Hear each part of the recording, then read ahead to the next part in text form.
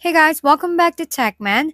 Today, let me show you how to unearth treasure in Last Sea Survival Shooter.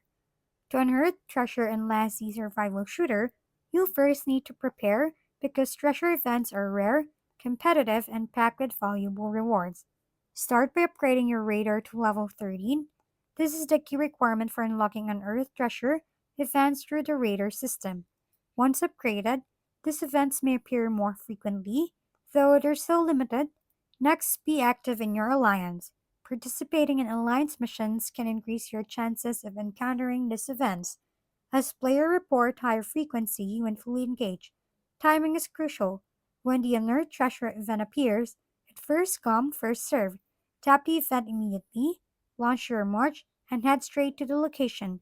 Once you arrive, unearth the treasure without delay, because if someone else gets there first, it's gone. So stay alert, stay fast, and grab those rewards before anyone else does. If we've been helpful, kindly give us a thumbs up and don't forget to hit the subscribe and bell button for more contents. For any questions and suggestions, comment down below.